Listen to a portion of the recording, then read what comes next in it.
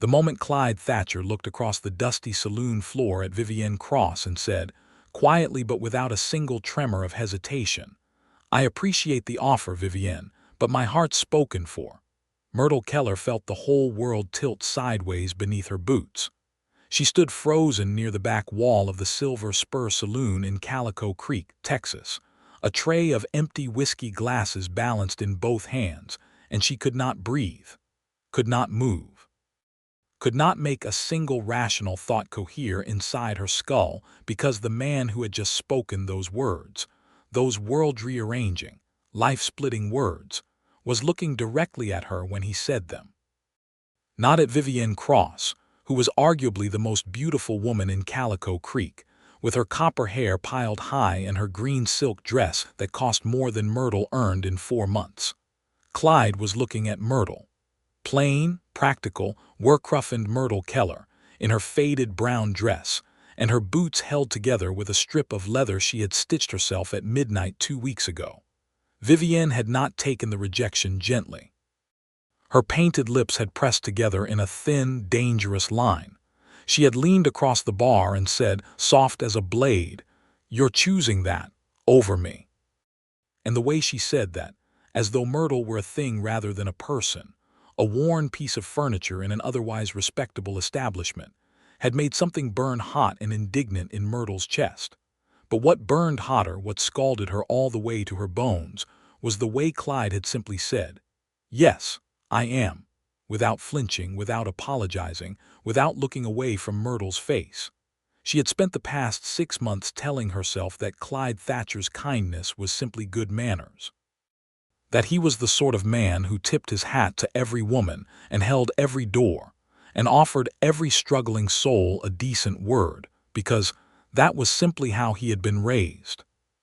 She had built that story carefully, brick by brick, because the alternative, the idea that his attention was singular, that his warmth was directed at her specifically and not at the world in general, was too terrifying to hold. And now that story was rubble at her feet. The tray wobbled. One glass slid.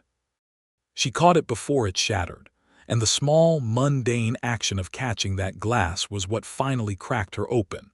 Because Clyde crossed the room in 4 long strides and steadied the tray with one hand and steadied her with the other, his palm warm and sure against her forearm. And he said, very quietly so only she could hear, "I'm sorry you had to see that. But I'm not sorry for what I said." Myrtle opened her mouth. No sound came out, which meant she needed to go back, much further back, to explain how a woman who had arrived in Calico Creek with nothing but a carpetbag and a talent for silence had come to be standing in a saloon with the most decent man in the county holding her arm and calling her spoken for. It was the spring of 1882 when Myrtle Keller climbed down from the westbound stage in Calico Creek with $19, a carpetbag that smelled like cedar and old rain, and a letter of introduction from her cousin Dot that described her, generously, as hardworking and discreet. The stage had been brutal, 3 days of hammering her spine against a wooden bench while the Texas dust came in through every gap in the leather curtains, and she had arrived looking like exactly what she was, a woman with no prospects, no family left to speak of, and no particular plan beyond survival. Calico Creek was not a large town. It had a main street wide enough for 2 wagons to pass without exchanging paint, a general store run by a man named Aldous Fry who had a habit of overcharging women he thought didn't know the difference, a livery stable, a barber, a church that served also as the schoolhouse 3 days a week, a small hotel called the Briar Rose, and the Silver Spur Saloon. There was a sheriff's office, though the sheriff himself, a man named Beaumont Hatch, spent a notable portion of his working day tilted back in a chair on the front porch with his hat over his face. Myrtle had the name of the Silver Spur's owner, a woman named Pearl Odom, who had written to Dot looking for a reliable woman to help with the kitchen and with serving, someone who would not be thrown off by rough talk and would not steal from the till. Pearl was a square, capable woman of about 50 with iron-gray hair and no patience for waste of any kind. She had looked Myrtle up and down and said, "You eat enough." And Myrtle had said, "When there's enough to eat," and Pearl had liked that answer and hired her on the spot. The work was hard and the hours were long and the pay was modest, but it was real money and it was hers. And Myrtle had a small room off the back of the kitchen with a window that looked out at nothing more romantic than the alley and the backs of horses, and she considered herself fortunate. She had come from a farm outside of Waco that had belonged to her father, a man who had not been unkind exactly but had not been warm either, a man who viewed his daughter as useful only until she was married off. And when her mother had died of fever 2 winters before, Myrtle had found herself increasingly invisible in her own father's house, gradually replaced in his attention by a widow from the neighboring county who he had married 4 months after the funeral. She was not going to pretend she had not run. She had run.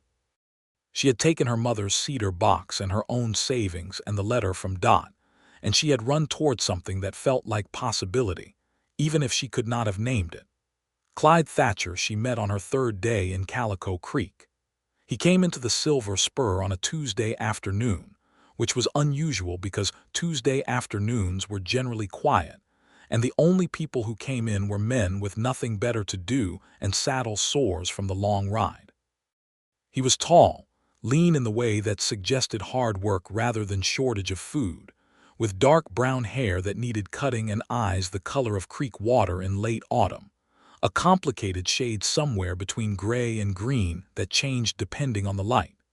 He wore working clothes, not the fancy sort that some of the ranchers' sons wore to telegraph their wealth, and his hat was the battered, practical kind that kept the sun off rather than making a statement.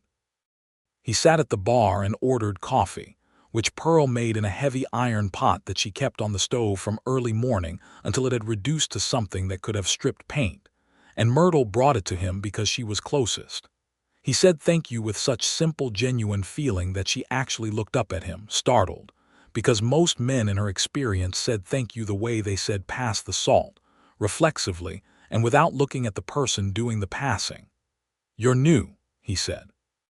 It was not an accusation or an intrusion. It was simply an observation. 3 days, she said. "How are you finding it?" "Dusty," she said, "but manageable." He had smiled at that, a small, honest smile that reached those complicated eyes and gone back to his coffee, and Myrtle had gone back to wiping down the tables, and that had been the whole of it.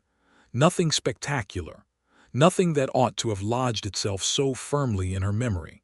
But it had. She could still feel the precise quality of that moment. The afternoon light coming in through the saloon windows at a low angle, the smell of coffee and sawdust and old leather, the way he had looked at her like she was actually there. Over the following weeks she learned, in the way that one learns things in a small town without specifically seeking information, that Clyde Thatcher ran the Thatcher Ranch about 4 miles east of Calico Creek. It had been his father's ranch, and now it was his, inherited 2 years prior when the elder Thatcher had died of a heart complaint that had been coming for some years. He had a foreman named Rosario Vega who had worked the land since before Clyde was born, and several ranch hands, and he ran about 200 head of cattle on land that was not the richest in the region, but was solid and honest and productive under careful management. He was 29 years old, she eventually established, which was 4 years older than herself. He was not married and had not been, which in a town this size was unusual enough to have generated considerable speculation. The prevailing theories among the women of Calico Creek, which Myrtle became gradually aware of through Pearl's unfiltered commentary, ranged from he was too particular to he was too busy to he was simply waiting for something he had not yet found. Vivienne Cross, who had come to Calico Creek 2 years ago and established herself with remarkable efficiency as the town's most prominent beauty and most aggressive romantic prospect, had set her sights on Clyde within the first month of his acquaintance with her, and had been prosecuting that campaign with the sort of persistent strategic energy that suggested she viewed courtship as a military operation. Myrtle had observed all of this from what she considered a safe distance. She served coffee and whiskey and stew and corn bread. She kept the glasses clean and the accounts accurate and Pearl's trust intact. She did not insert herself into anything that was not her concern, and the romantic ambitions of other women toward men she had no claim on were definitively not her concern. Clyde came in 2 or 3 times a week, sometimes for coffee, sometimes for supper when he had been in town for supplies, and the ride back would make the timing of a home-cooked meal impractical. He always sat at the bar. He always said please and thank you with that unsettling sincerity. He tipped fairly, which Pearl said was the single most reliable indicator of a man's character, more reliable than his church attendance or his handshake. What Myrtle noticed, and then forced herself not to notice, and then noticed again anyway because the heart is not a cooperative organ, was that he talked to her differently than he talked to most people. Not differently in a way that was inappropriate or pushy. Differently in the way that suggested he was actually listening to what she said and thinking about it before responding. She would mention something in passing, a fact about cattle she had read once in a newspaper, a comment about the weather, a brief observation about some piece of town news, and he would pick it up and examine it and respond to it like it was something worth responding to. One evening in early June he had come in later than usual, clearly tired, and sat with his elbows on the bar and his shoulders in a posture that suggested the day had been long and unkind, and she had brought him coffee without being asked, and he had looked up and said, "You always know when to come and when to stay away. That's a gift."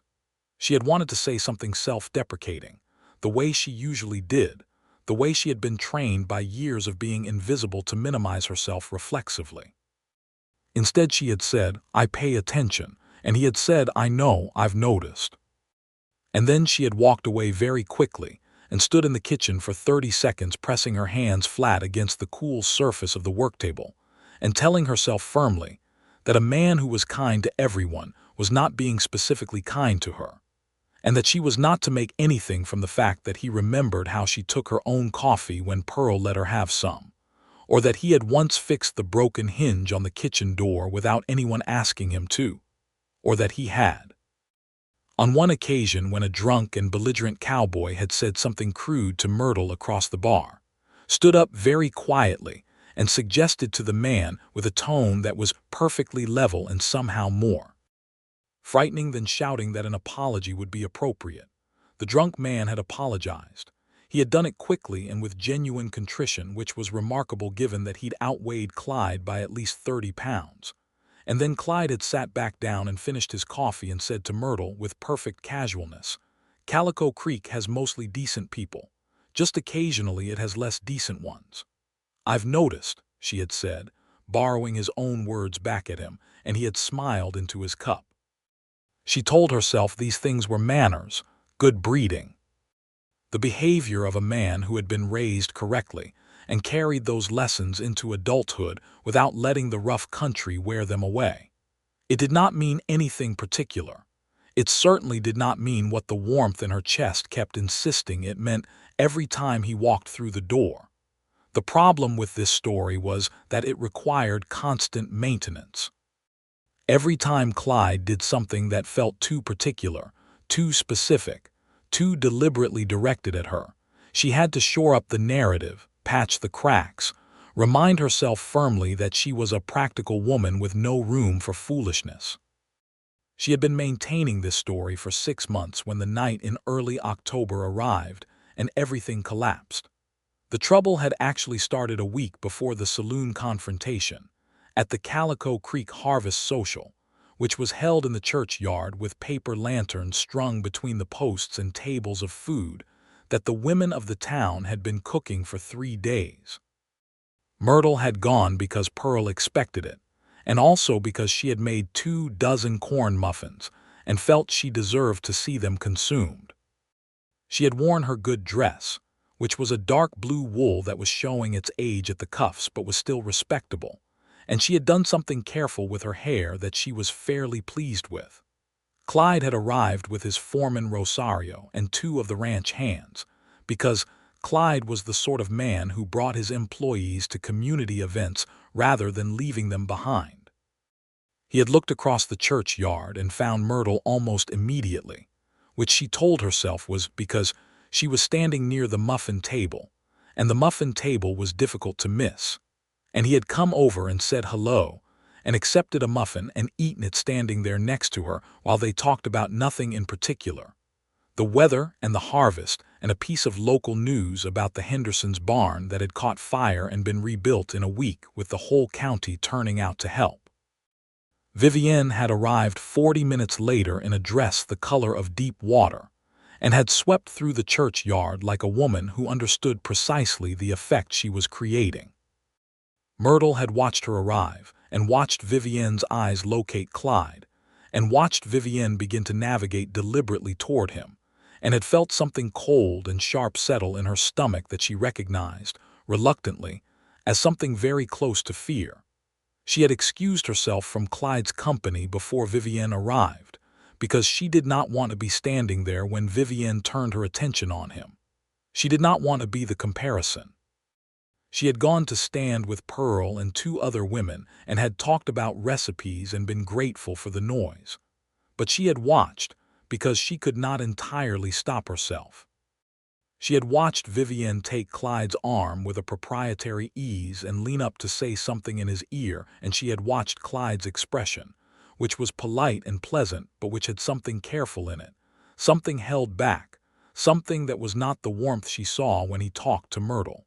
She told herself she was imagining it. She was very practiced at telling herself she was imagining things. What she had not imagined was that at the end of the evening, when the lanterns were burning low and people were gathering their things and saying their farewells, Clyde had crossed the churchyard specifically to reach her, threading through the departing crowd with clear purpose, and had said, "May I walk you back to the Silver Spur? The road's dark." She had said with more composure than she actually possessed, "It's 3 blocks.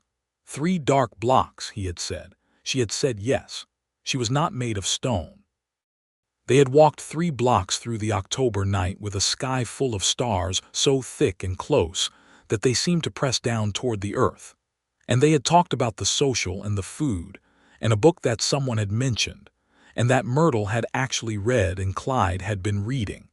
And she had not known that about him, that he read, and the discovery of it had felt like finding an unexpected window in a wall she'd thought was solid. At the door of the Silver Spur he had said good night, and he had held her gaze for a moment that was a breath too long to be purely conventional, and she had gone inside and stood in the dark kitchen with her back to the door and her heart in absolute riot. She had spent the next 7 days rebuilding her defenses with frantic energy. She had been extra busy, extra practical, extra focused on work. She had not allowed herself to read anything into the walk home. It had been manners. The road was dark. He was simply a decent man. And then the night of the confrontation had come. Vivienne Cross had walked into the Silver Spur on a Thursday evening with the deliberate composure of a woman who had made a decision and intended to follow through on it. She had dressed beautifully, as always, and she had gone directly to the bar and waited for Clyde, who came in around 7 for supper, as he often did on Thursdays when he had been to the feed supplier on the east side of town. Myrtle had been in the kitchen when she heard the particular quality of silence that descended on a saloon room when something socially significant was about to happen, the way all the small noises dimmed by half a measure, and she had come to the kitchen doorway with a tray in her hands.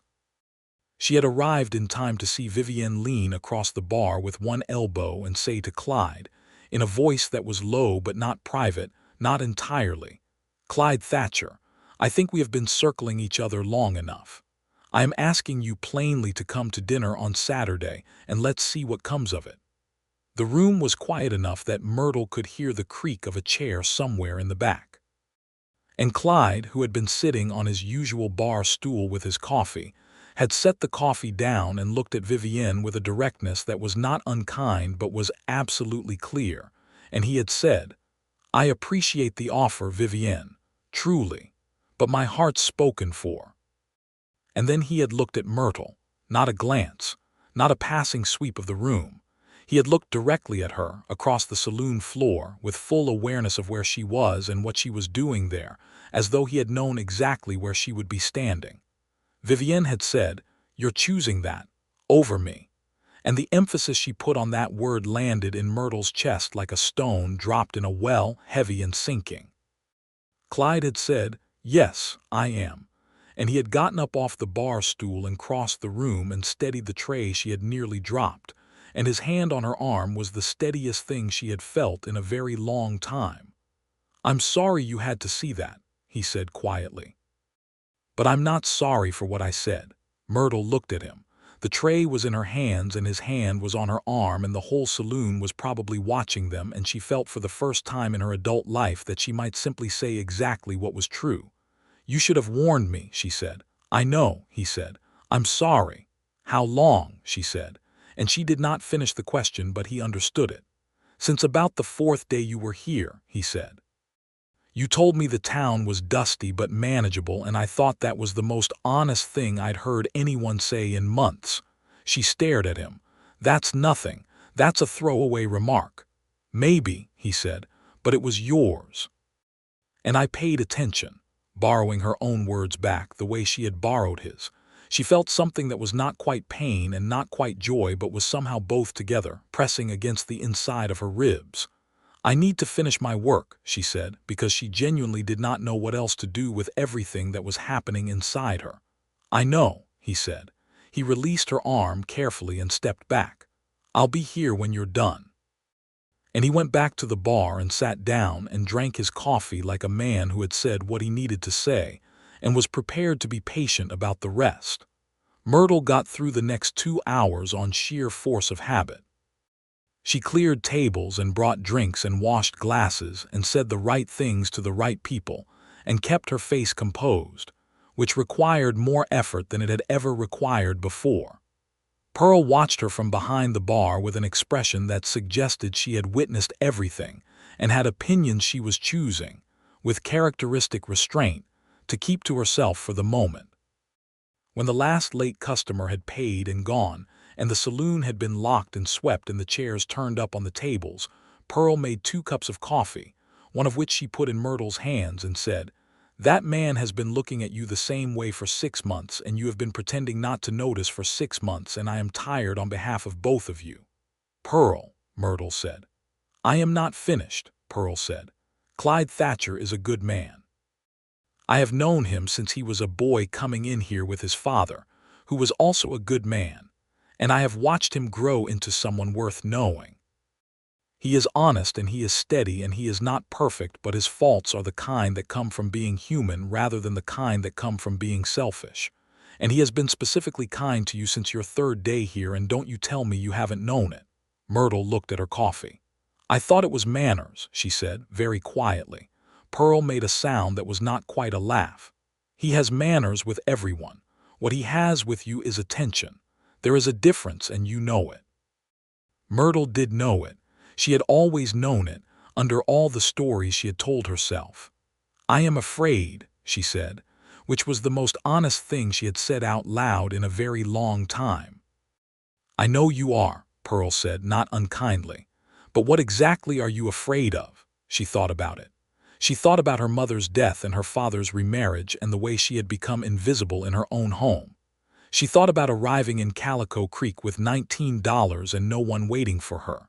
She thought about the careful independence she had built here, the room of her own, the money she was saving, the way she had stopped needing anyone to catch her when she stumbled. "I'm afraid of needing someone," she said, "and having them leave." Pearl was quiet for a moment. Then she said, "That man turned down the most pursued woman in this county tonight and looked at you while he did it. I don't think he's going anywhere."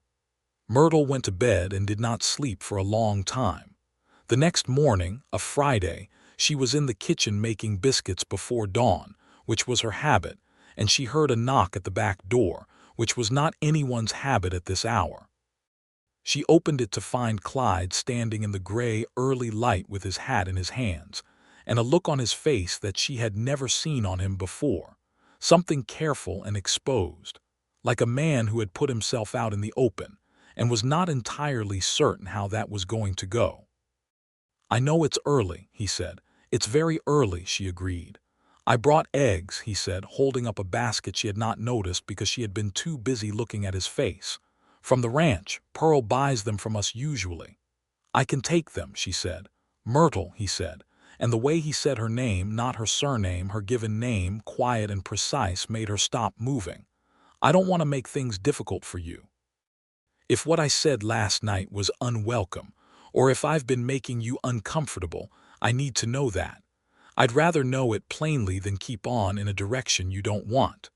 She looked at him for a long moment in the early morning light. He had dark shadows under his eyes that suggested he had not slept well either. His hair was still not cut. He was holding a basket of eggs at her kitchen door at 5:45 in the morning and looking at her with an expression of honest vulnerability that she could not have fabricated or manufactured or performed. It was simply real. "It wasn't unwelcome," she said. He breathed out, very slowly, like a man releasing something he had been holding all night. "But I need time," she said. "I am not someone who moves quickly, and I have reasons for that." "I know," he said. "I don't need you to move fast. I'm a patient man." "People say that," she said, not to be unkind, but because it was true that people said it and often did not mean it. "Myrtle," he said, "I have been waiting 6 months for you to notice what I've been trying to make clear without pushing you into anything. I think I've demonstrated patience." She felt something that was very close to a smile working its way onto her face, and she was not entirely prepared for it. "You could have been clearer," she said. "You are the most perceptive person I have ever met," he said. "I thought I was being perfectly clear. I fixed your kitchen door hinge." "I thought you were being helpful," she said. "I was being helpful in the hopes that you would understand what it meant," he said. "That is not direct communication," she said. "No," he admitted, "it is not. In my defense, you are somewhat terrifying." She did laugh then, unexpected and genuine, and it felt like releasing a breath she had been holding for months. "I am not terrifying. I am 5 feet and 4 inches and I work in a saloon kitchen." "You look at people like you can see what they're actually thinking," he said. "That is terrifying. I am never sure if I'm passing or failing, and I cannot tell which is worse." She took the basket of eggs from him. "You've been passing," she said. "Mostly." He put his hat back on, and the small smile that spread across his face was slow and warm and entirely genuine. "Mostly," he said. "I can work with mostly." She went back inside and stood at the kitchen table with the basket of eggs and the biscuit dough, and listened to his horse move away down the alley, and she felt something that was not quite happiness yet but was moving in that direction, tentatively, like the first green thing pushing up after a long winter. They began, carefully, to know each other in earnest over the weeks that followed. It was not a courtship in the formal sense. No calling cards left at doors, no chaperones, no elaborate rituals, partly because neither of them was the type and partly because life in Calico Creek in 1882 did not particularly accommodate formality for working people. It was, instead, a series of conversations that grew longer and more honest over time. Coffee at the bar that stretched past a reasonable stopping point. Sunday afternoons when the Silver Spur was closed and Myrtle was free and Clyde would appear, sometimes with a horse for her, which she had told him she rode passably well and turned out to be actually true, and they would ride out to the creek or up to the ridge where you could see 3 counties on a clear day.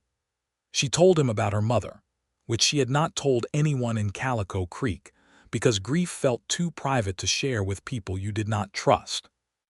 She told him about her father and the remarriage and the slow disappearance from her own life that had preceded her departure from Waco. She told him about arriving with $19 and the feeling of the stage door opening into the Calico Creek dust and making a decision, not consciously exactly but somewhere deeper, that this was where she would build whatever she was going to build. He told her about his father, who had worked this land his whole life and died before he could see it flourish into what it was becoming. He told her about the years he had spent watching his father's health decline and trying to keep the ranch running simultaneously, which had left him, at 27, with the land in his hands and a loneliness he had not quite known how to address because he had been too busy for too long to notice it growing. He told her about the obligation he felt to his hands, to Rosario who had given decades to the Thatcher land, and how the obligation was genuine and not resentment, but it was heavy. "You carry a lot quietly," she said. "So do you," he said. "I learned it from necessity," she said. "So did I," he said. They were sitting on a flat rock above the creek, watching the water, which was low in October and moved slowly over its pale rocky bed. The cottonwoods along the bank had gone yellow, and the afternoon light was long and golden, and it felt, Myrtle thought, like the kind of afternoon that you remember for the rest of your life without entirely knowing why. "You know the town is watching us," she said. "I know," he said. "Vivienne is furious," she said. "Vivienne will be fine," he said. "She is a resilient woman who will direct her considerable energy elsewhere before long. I am not worried about Vivienne. Are you worried about anything?" She asked because she was curious about his hidden fears, the things he carried that were not yet visible. He was quiet for a moment, which was a thing she appreciated about him that he thought before he spoke. "I am worried," he said, "about wanting something very much and having it be real and then losing it. I have lost enough things that were real." She understood that. It was not so different from her own fear. "I am also worried," he said, "about being enough. The ranch is solid, but it is not wealthy. The house needs work. I am not a man with grand things to offer." She looked at him sideways. "Did I give you the impression that I was looking for grand things?" "No," he said. "But I am aware that some women are, and I never want you to feel that you settled." "Clyde Thatcher," she said, and he turned to look at her with his complicated Creekwater eyes. "I arrived here with $19 and a letter of introduction. I live in a room that looks out at a horse alley. I have been waiting 6 months for someone to notice me specifically. Do not insult both of us by suggesting you are not enough." He looked at her for a long moment. Something shifted in his expression, something softened and deepened and became very direct. "Will you let me court you properly?" he said. "I am not good at circling. I'd rather be plain about it." "You're asking for permission to do something you've been doing for 6 months," she said. "I'm asking for it explicitly," he said, "because you deserve to be asked explicitly." She felt the warmth move through her from her chest outward, all the way to her fingertips. "Yes," she said, "you have my permission." He did not reach for her hand, which was what she half expected, this dramatic, cinematic gesture in the golden afternoon. He simply looked at the creek and nodded once with satisfaction and said, "Good, I'm glad that's settled." And somehow that was better than the dramatic gesture. It was simply true. Calico Creek had, as Myrtle had predicted and Clyde had acknowledged, been watching. The town's opinion of the emerging relationship between the Silver Spurs kitchen woman and the Thatcher ranch owner ranged from warmly approving, which was Pearl's camp and Rosario's camp, and most of the town's practical-minded older residents, to skeptical, which was a cluster of the more socially particular women who felt that Clyde could have done better in terms of social standing, to actively hostile, which was essentially Vivienne and her immediate circle. Vivienne's hostility expressed itself in the particular sophisticated way of women who understand that open warfare is less effective than targeted erosion. She began making comments, in the right company, about Myrtle's background, her position, her lack of family connections, her suitability. These comments were never quite accusatory enough to be directly confronted, but they moved through the town like water through sandstone, slowly, persistently, finding every crack. Myrtle was not unaware of this. She heard things, in the way that a woman who spent her days serving people in a saloon always heard things, because people in saloons often spoke as though the person bringing their drinks was furniture. She heard Vivienne's carefully deployed observations. She heard the women who repeated them. She felt the accumulated weight of it in small ways, in slightly cooler nods from certain shopkeepers' wives, in conversations that paused fractionally when she entered certain rooms. She brought it to Clyde not in a spirit of complaint, but because she had determined, after some private deliberation, that if they were going to build something real it had to rest on honesty, and she would not hide from him the things that were hard. He listened to all of it without interrupting, which was a quality she had come to rely on. When she finished, he said, "What would you like me to do?" She was briefly startled by the question, because she had expected either dismissal, "It doesn't matter, don't let it bother you," or overcorrection, righteous anger on her behalf that would require managing. She had not expected to be asked what she wanted. "I don't want you to fight my battles for me," she said. "I am capable of managing social difficulty on my own. I have been doing it my entire life."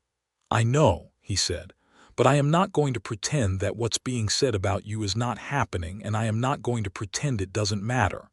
"It matters less than you might think," she said. "I know who I am. I know what I have built here. The opinion of people who do not see me clearly is not something I have ever been able to afford to be destroyed by." He looked at her with something she was beginning to recognize as specific admiration. "You are remarkable," he said, plainly, not as flattery but as a statement of observed fact. "I am practical," she said. "The two are not mutually exclusive," he said. What he did, without announcement, was simply appear with her more often in public in ways that were clear and deliberate. He sat with her at the church social. He walked with her down the main street. He came into the general store when she was there and helped her carry her purchases, not in a way that suggested she could not carry them herself, but in a way that made visible his preference for her company. He introduced her to men who came to town for business, ranchers and suppliers, and the circuit judge who came through once a month, not as the woman from the Silver Spur kitchen, but as Myrtle Keller, with a tone of voice that communicated without stating anything explicitly that she was someone who mattered to him, and was therefore someone to be treated accordingly. It was neither aggressive nor performative. It was simply consistent. And consistency, Myrtle was discovering, was its own kind of declaration. November arrived, and with it, the cold that came down from the north in hard blue waves that turned the creek to ice at the edges and made the morning air sharp enough to hurt. Myrtle added a second blanket to her bed and wore her wool dress every day and was grateful for the warmth of the kitchen.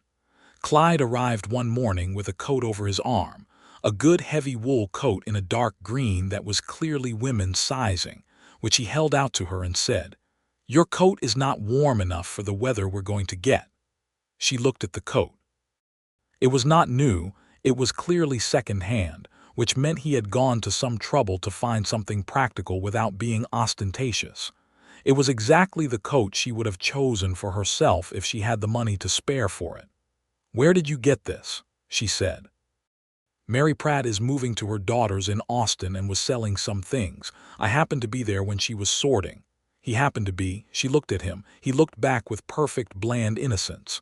"You went looking," she said. "I went to see Mary about a fencing matter," he said, "and I happened to notice." "Clyde, the coat needs a new button on the left cuff," he said, "but otherwise it's sound." She took the coat. She put it on.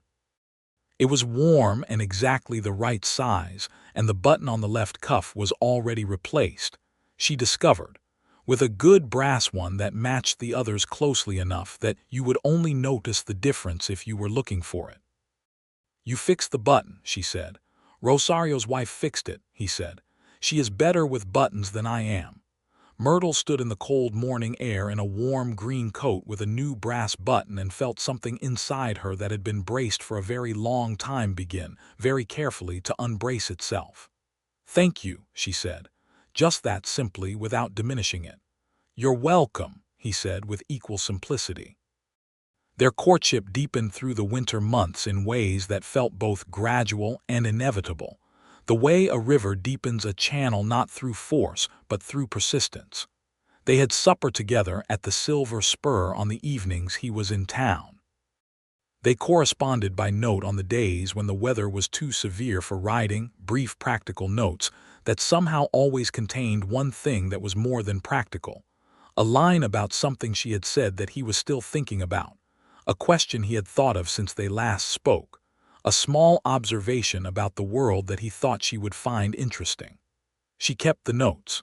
She did not examine too closely why she kept them, because she already knew the answer. In December, 3 days before Christmas, she rode out to the Thatcher ranch for the first time. He had invited her to see it, not because he was trying to impress her, he had said, but because it was a part of his life and he wanted her to know his life. She had borrowed a good horse from the livery and ridden the 4 miles east in the cold morning air with the winter sun very pale and white above the flat country. The ranch house was not grand, as he had warned her. It was a solid structure of limestone and timber that had been built to last rather than to be admired, with a wide porch across the front and a stone chimney that was exhaling a steady thread of smoke into the pale sky. There were good outbuildings, a large barn, a bunkhouse for the hands, a feed store. The land was well fenced, and the cattle she could see from the road were in good condition. It was a working place, genuinely working, with the marks of regular use everywhere. Rosario Vega was waiting by the barn when she arrived, a compact, weathered man of about 60 with dark eyes that were shrewd and kind in equal measure. He took her horse and said, "Miss Keller, I have heard many good things," in a tone that suggested the good things were something of an understatement, and she understood from this that Clyde had spoken of her to Rosario with more frequency and warmth than Clyde might have wanted her to know. The house was clean and orderly in the way of a man who was organized but had not had a woman's particular attention in a while. There was a fireplace in the main room that was burning well, a solid table with 4 chairs, bookshelves on 2 walls that were full of actual books and not merely decorative, curtains at the windows that had once been better than they currently were, a kitchen that had good bones and adequate equipment, and needed nothing except more regular use. "It is exactly what I expected," she said. "Is that good or bad?" he asked. "It's good," she said. "You described it honestly, that matters." He showed her the land, or as much of it as you could see in a winter morning from horseback, and talked about what he intended for the spring, where he wanted to expand the herd, a repair he was planning on the south fence line, a water situation he was working on with his neighbors. She listened and asked questions that were genuine, because she had grown up on a farm and understood the work of land even if it had not been her land, and she could see that he was both pleased and surprised by how much she understood. They had dinner with Rosario and his wife Claudia, who was a woman of about 55 with iron-gray hair and an expression of warm, unsentimental practicality that reminded Myrtle rather of Pearl, and who produced from a small kitchen a dinner that was excellent in the way of food made by someone who understands that nourishment is its own kind of love. Rosario and Claudia talked to Myrtle as though she were simply a person they were glad to know, not a woman being evaluated for her suitability, which was refreshing, and she found herself laughing genuinely at Rosario's stories about the early days of the ranch, which were simultaneously disastrous and triumphant in ways that illuminated clearly how much of the land's current solidity had been built by sheer stubbornness. On the ride back in the early afternoon, Clyde rode beside her on the road east toward town, and after a mile or so of comfortable silence he said, "What did you think?" "Honestly," she thought about it. "I think it's a good place," she said. "Honest land worked by honest people. I think you are building something real." "I want to build more," he said, and the way he said it carried a weight of implication that was not subtle, and she felt the implication land in her chest precisely. She looked at the road ahead. The winter light was low and cold and very clear. She said, "I think you should give me until spring." "Until spring," he said, like a man making a note. "There are things I need to be sure of," she said. "In myself, not in you. I know what I think of you. I need to be sure of my own ground." "That's fair," he said, and he did not press her further, which was one of the things she was most certain of about him. The winter passed in the way that winters pass in West Texas, cold and clear and occasionally brutal, with north winds that drove ice pellets against the windows and weeks where the world reduced itself to the immediate and the necessary. Myrtle worked. She saved money. She paid off a debt to Pearl that Pearl had not pressed her on, but that Myrtle's own accounting would not allow her to let stand. She sewed a new dress on Sunday afternoons, a deep blue-green wool that she had found at Fry's General Store at a price she had talked down by 15 cents through the simple application of factual price comparison. She and Clyde continued as they had been, steady and warm and building something that felt like trust, the kind that is made not from grand moments but from the accumulated evidence of someone being consistently themselves, day after day, in weather that varies and circumstances that test and small moments that no one witnesses, and yet somehow all add up to a picture of who a person is. In January, a situation arose at the Silver Spur that became, for a brief period, something more serious than a town difficulty. A man named Carter Stubbs, who was not from Calico Creek, but passed through with some regularity on his way between supply routes, had taken a habit of coming in on his stops and directing a sustained and unwelcome attention at Myrtle that had crossed the line from annoying to genuinely concerning. He was not a violent man, exactly, but he was a man accustomed to getting what he wanted through persistence, and the assumption that women in service positions had no effective recourse. Myrtle had handled him with the particular efficient coldness she was capable of when coldness was required, but he had not been discouraged, and on his January stop, he had said something specific enough and ugly enough that Pearl had come out from behind the bar and told him to get out and not come back. He had gone, loudly, and with a volume of threat that made Pearl's expression set like concrete, and afterward Pearl had sent word to Sheriff Hatch, who had been mildly more useful than usual, and noted the man's name in his record, which was not much but was something. Clyde had heard about it through Rosario, who had heard it in town, and he had come to Myrtle directly and said, "Tell me what you want me to do." And she had said, "Pearl handled it. The sheriff has been notified. I believe it is managed." "If it's not managed," he said. "If it's not managed, I will tell you," she said. "I am not someone who will keep a real danger from you to protect your feelings. But I am also someone who handles her own affairs when she is capable of handling them, and in this case I am capable." He had accepted this, which she appreciated.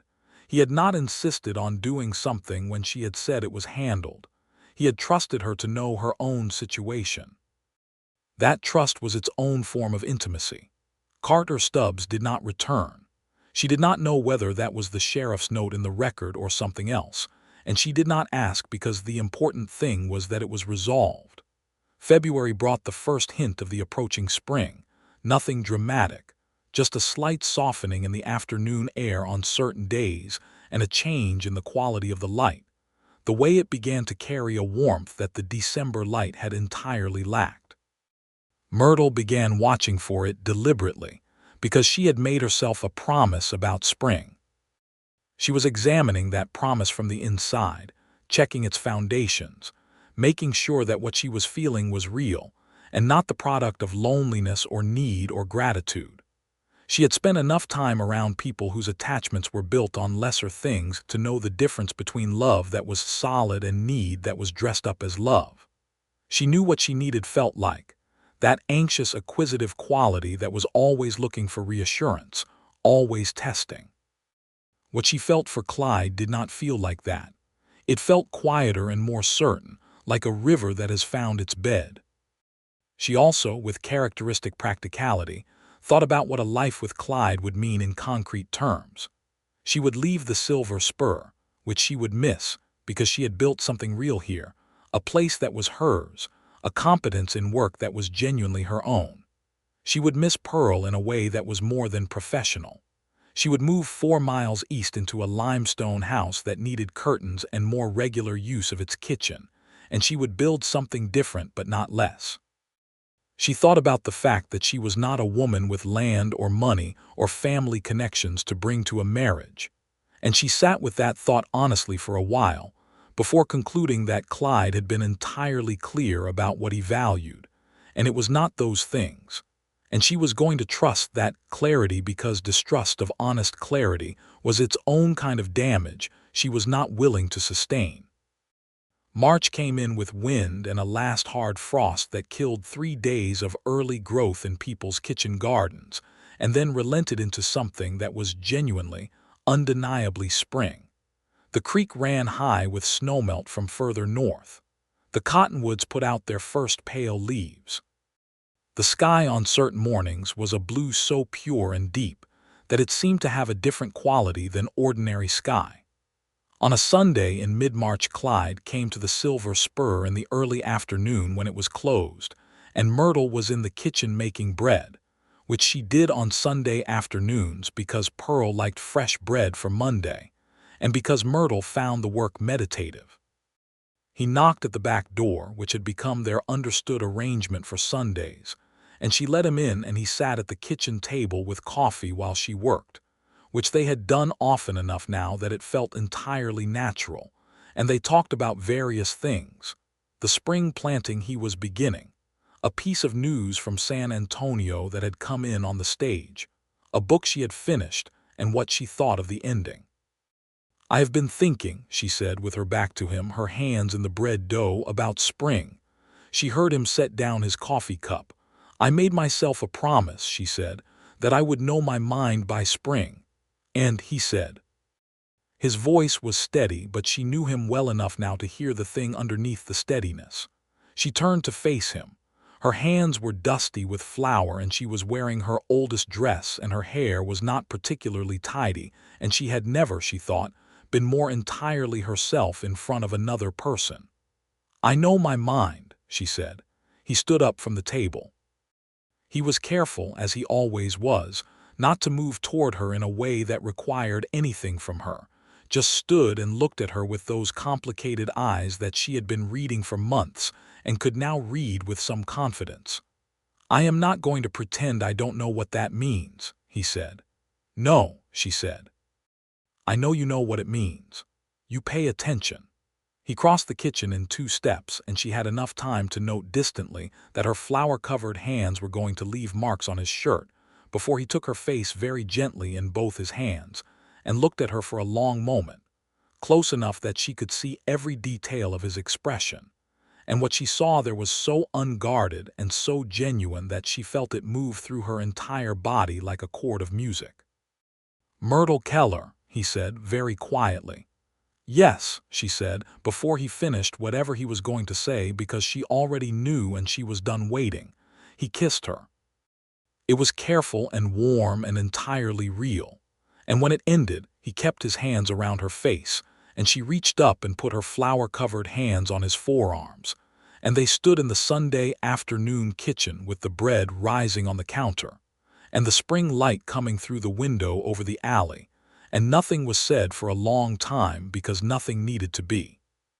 He proposed formally 2 weeks later, on a Sunday ride to the ridge where you could see 3 counties, sitting on horseback with the spring country spread out below them in every shade of green, and he was direct and unadorned about it, which was exactly right, and she said yes with the same directness, and they rode back to Calico Creek with the afternoon sun behind them and something settled and warm between them that would not leave. The town received the engagement with varying degrees of enthusiasm. Pearl cried, briefly and privately, and then recovered herself and declared that the wedding dinner would be her contribution, and no argument would be entertained.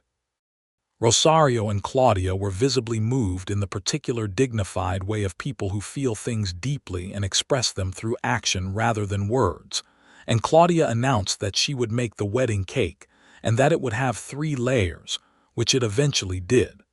The approving faction of the town was warmly approving. The skeptical faction came around, mostly.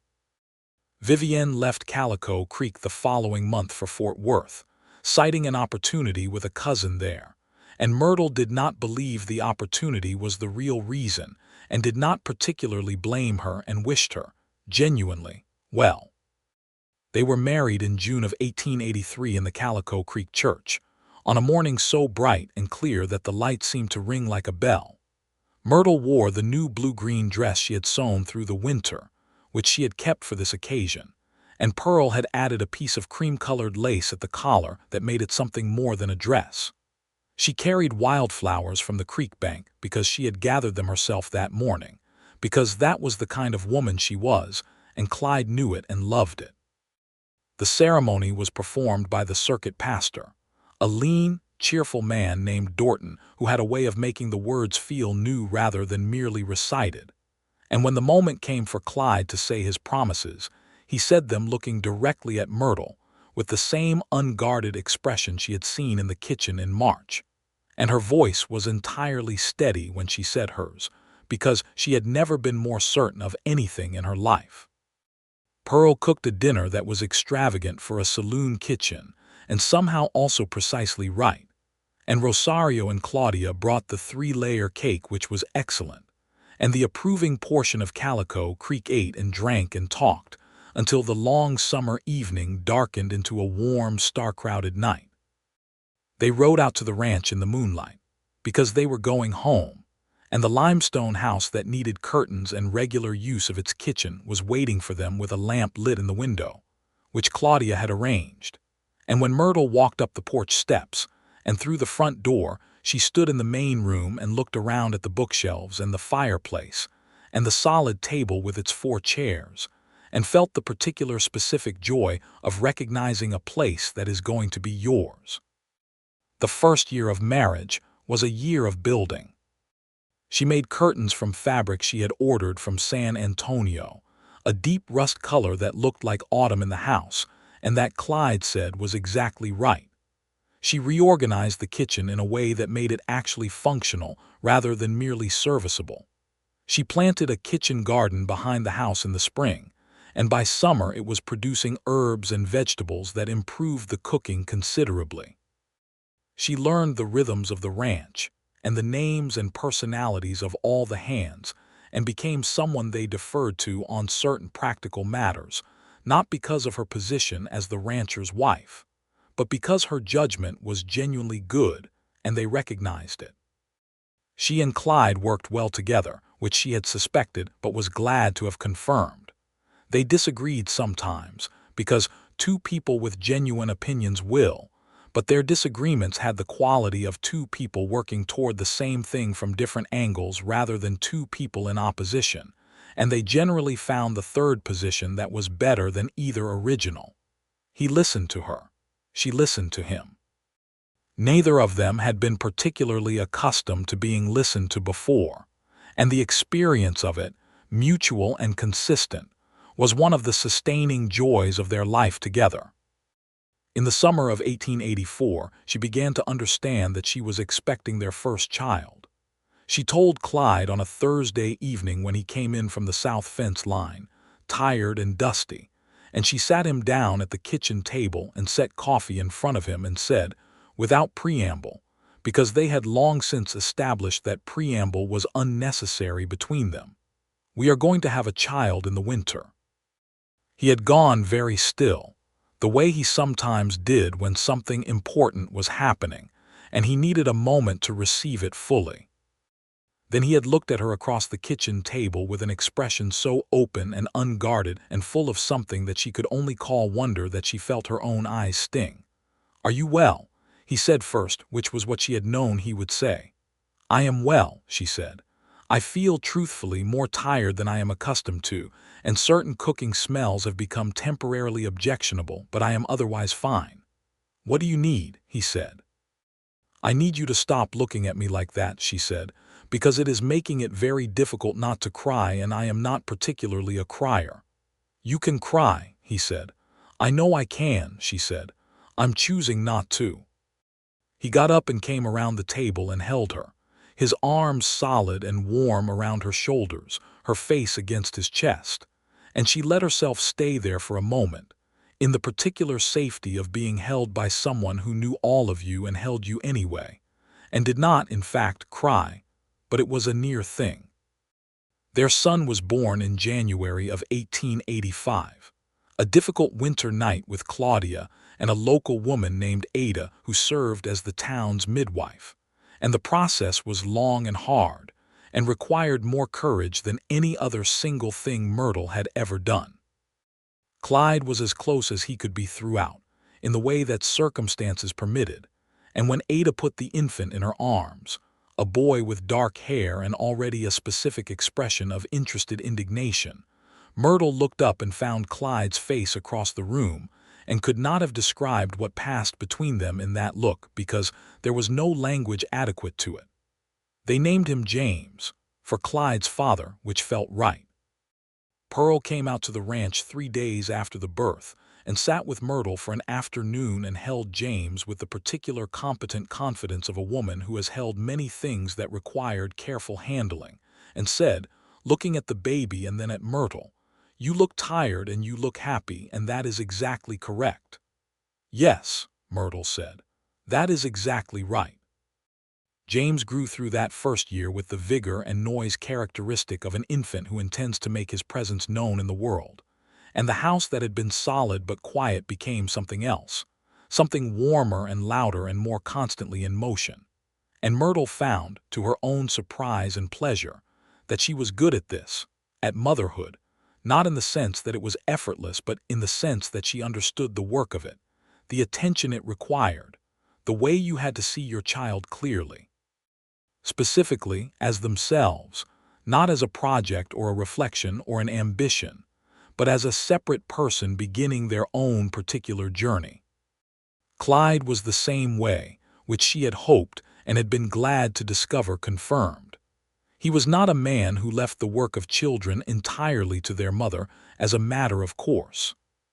He was present, genuinely present, with James in the mornings, and on the evenings he was home before dark, carrying the boy on his shoulders across the yard and explaining to him, with completely straight-faced gravity, the names of the horses and the way the cattle gate worked, and what the weather meant when it came from the north versus the south, as though an infant of 8 months required and deserved a thorough agricultural education.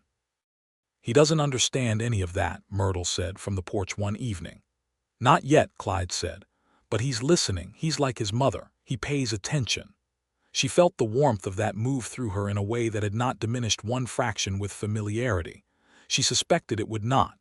Some things she was discovering did not wear down with time but deepened, like a river cutting its channel deeper, always the same river, always becoming more itself.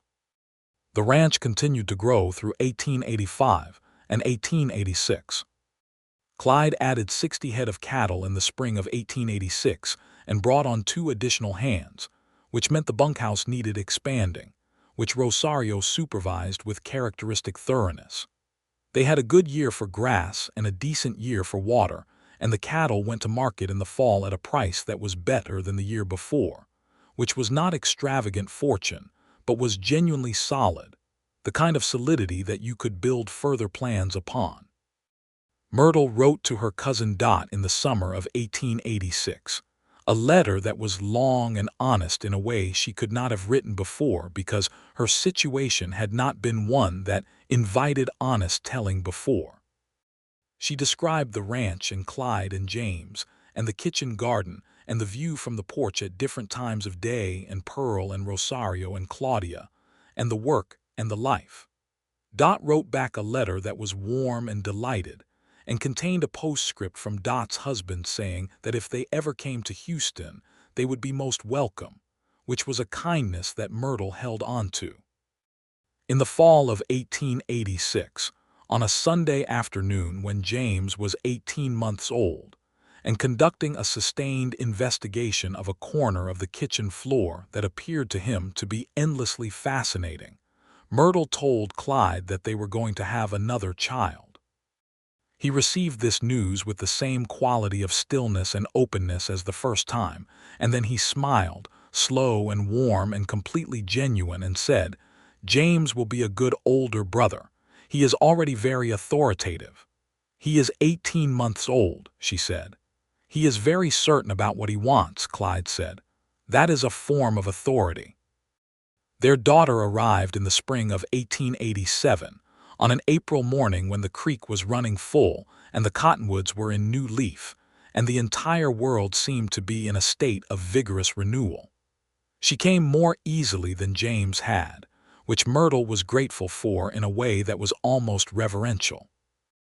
They named her Clara, which had been Myrtle's mother's name, and Myrtle sat with the infant in the morning light of the bedroom and felt her mother's absence and presence simultaneously, the particular bittersweet texture of naming one love for another. Clyde sat on the edge of the bed and they looked at Clara together, and he said, without her asking, "She would have been proud of you. Your mother." Myrtle looked at him. "I think about her," she said.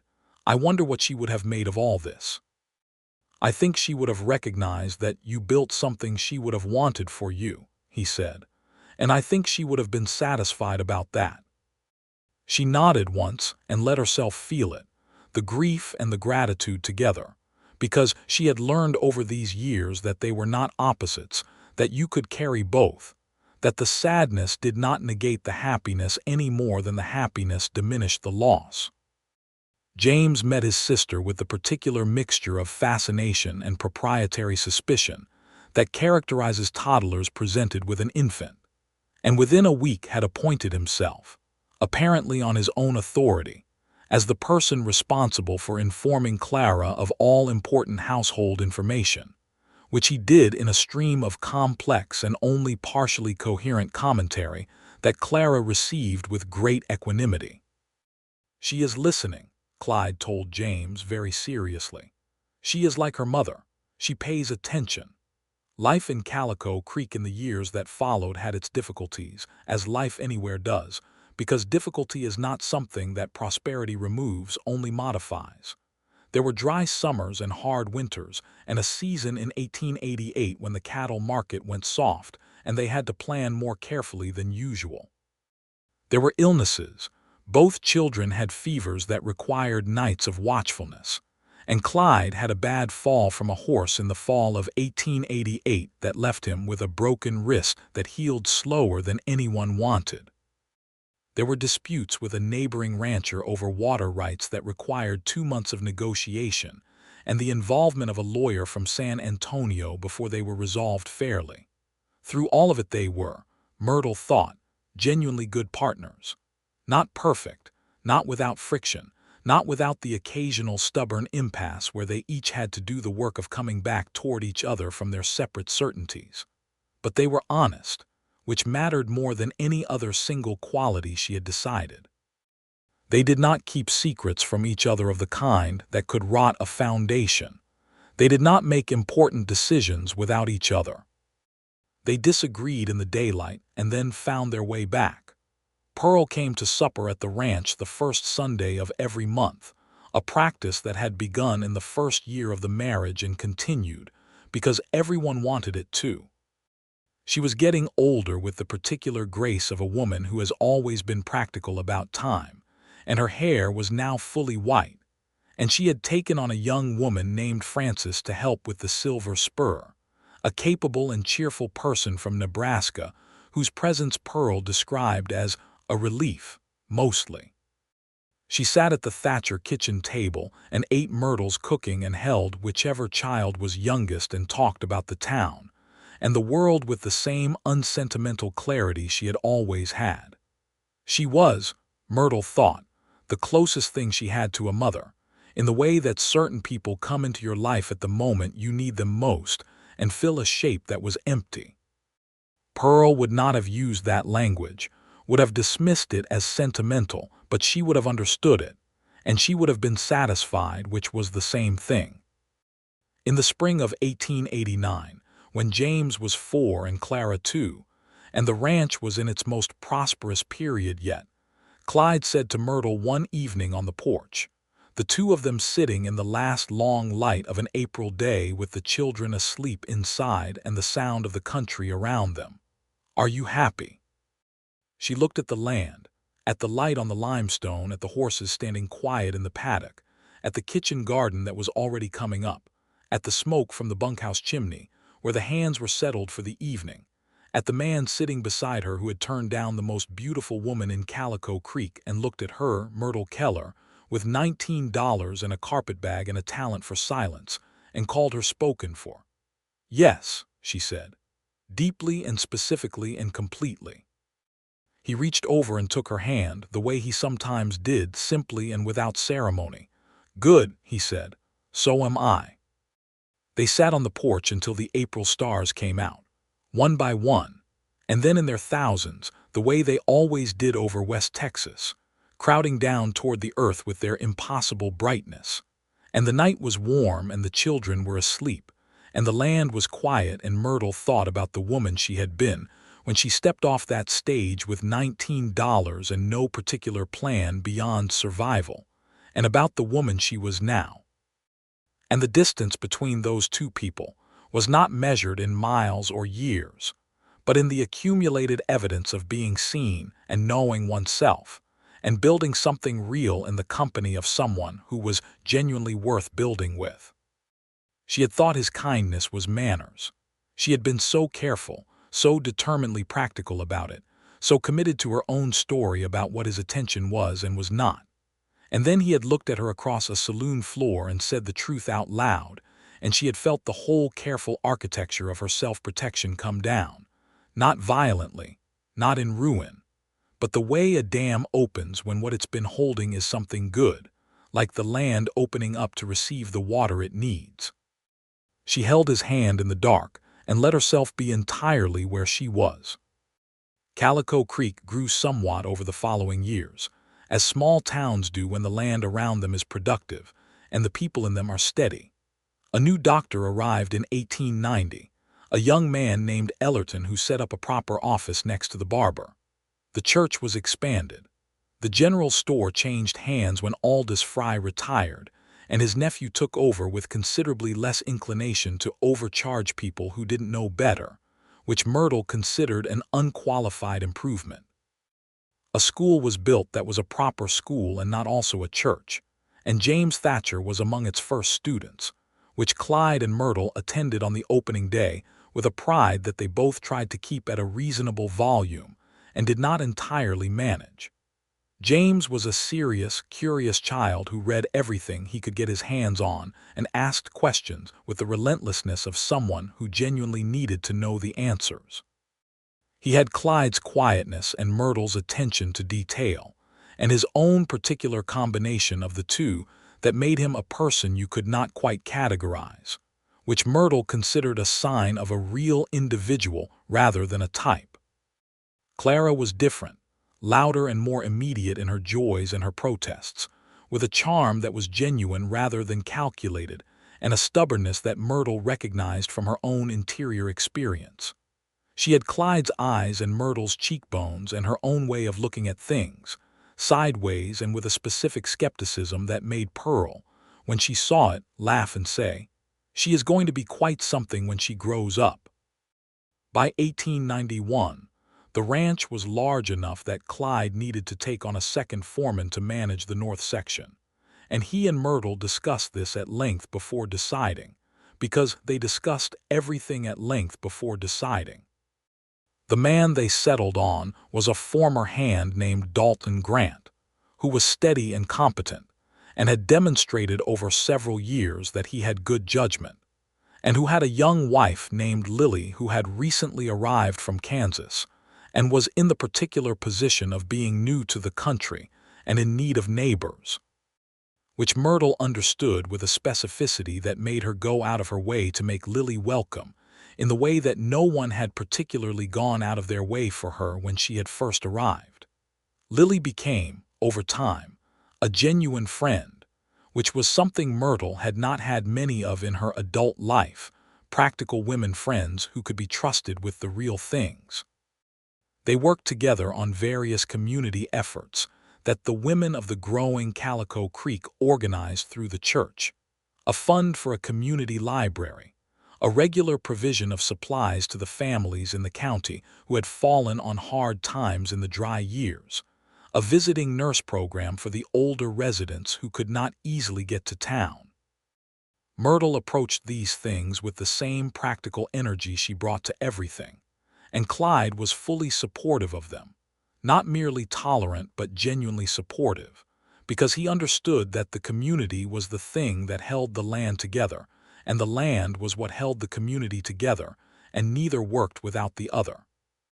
He sat on the town council from 1890 onward and contributed the same quiet, sensible, considered attention to public matters that he brought to his own affairs. In the fall of 1892, when James was 7 and Clara 5, Myrtle found herself expecting a third child. She told Clyde on a morning in October, and he received it with the same wonder he had brought to the first two announcements, which had not diminished with repetition. And James, when told in an age-appropriate manner that there would be another sibling in the spring, received this information with the particular gravity of a 7-year-old weighing its implications, and then said, "What I think is that the important thing is to have good books available from the beginning," which Clyde and Myrtle agreed was an excellent priority. The third child was a boy, born in April of 1893, whom they named Daniel. He was from his earliest days a cheerful and sociable infant who regarded the world with apparent approval and who James, despite his earlier ambivalence about the timing, adopted as a personal project with considerable dedication, introducing Daniel to the available literature at the earliest opportunity, and explaining to him the workings of the ranch with a thoroughness that Daniel received, like Clara before him, with great patience. Pearl was at the ranch for Daniel's christening, and afterward sitting in the kitchen with Myrtle while Clyde and Rosario managed the visiting families in the yard. She looked at Myrtle across the table with an expression that was its own kind of saying something, that particular look of hers that contained satisfaction and something warmer. "Do you remember," Myrtle said, "what you said to me the night of the incident with Vivienne, when you made me coffee afterward?" "I remember," Pearl said. "You said you were tired on behalf of both of us," Myrtle said. 6 months of it, you said." "I was," Pearl said. "You were both exhausting." "Thank you," Myrtle said, "for saying what you said." Pearl made the sound that was not quite a laugh. "You would have gotten there," she said. "You are a sensible woman. You were always going to get there." "I might have taken longer," Myrtle said. "Possibly," Pearl said, "but you would have gotten there." They drank their coffee in the afternoon light of the kitchen that Myrtle had reorganized in the first year of her marriage, and that was now fully hers, with its herbs hanging from the ceiling beams and its window looking out at the kitchen garden, and its shelf of well-used cookbooks, and its smell of coffee and bread and home. The years accumulated with the generosity that happy years have, always seeming to give more than they take. Daniel grew into a boy with Clyde's steadiness and Myrtle's eye for detail, quieter than Clara and less bookish than James, but deeply capable in the physical work of the ranch in a way that became apparent by the time he was 6, and that Clyde recognized and cultivated with quiet pride. The 3 children were, in the way of siblings who have been raised with consistent care, genuinely fond of each other despite regular spirited disagreements about the usual things, precedence and fairness, and the distribution of attention. Rosario and Claudia remained on the ranch through all of this, aging with the same dignified competence they had always had. Rosario's hair was entirely white by 1893, and he moved a little more slowly than he once had, but his judgment was as reliable as the land itself, and Clyde valued him accordingly, and the respect between them was of the kind that goes beyond employment into something closer to family. When Claudia developed a difficulty with her joints that made the winter months increasingly painful, Myrtle arranged her workload accordingly and spent more time in Claudia's kitchen herself, which Claudia initially resisted, and then accepted with a grace that Myrtle thought took genuine courage.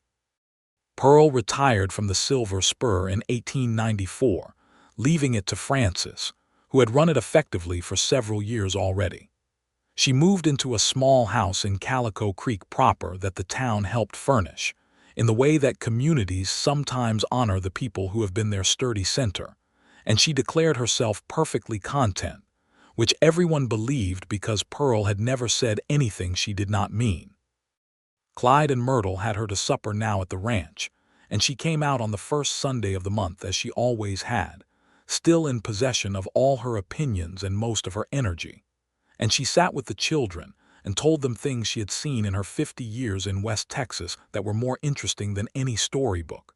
And James took notes, literally wrote down what she said in the small notebook he carried everywhere, and Pearl considered this the highest compliment she had ever been paid. On a September evening in 1894, Clyde and Myrtle sat on the porch as they often did after the children were in bed, in the warm end of the summer with the stars enormous overhead and the sound of the ranch quiet around them. James was 9, Clara 7, Daniel was a year and a half and sleeping with his particular soundness. The land was good. The people in their lives were well. The things they had built together stood solid. Myrtle said, for no particular reason except that it was true and she wanted to say it, "I have been trying to think of something I would change, and I cannot find anything." Clyde looked at the stars. "No," he said, "neither can I." "I want to be careful about saying that," she said, "because there are things that could still go wrong, hard things we haven't faced yet. I don't want to be naive about it." "You have never been naive about anything," he said. "No," she said, "but I also don't want to be the kind of person who can't say that she is happy because she is afraid of what the saying will cost." He turned and looked at her, and his expression was the same one she had first seen in a Sunday afternoon kitchen, when she had turned around with flour on her hands and told him she knew her mind, that open and unguarded quality that he had only ever shown her, his hidden face, the one that was entirely his. "You are happy," he said, "not a question." "I am happy," she said, "not a qualification." He took her hand. The stars pressed down toward the Texas earth in their uncountable thousands, the same stars that had been there when she stepped off the stage with $19 and no plan, the same stars that had been there when they rode out to the ranch on their wedding night and found the lamp lit in the window. The stars did not change.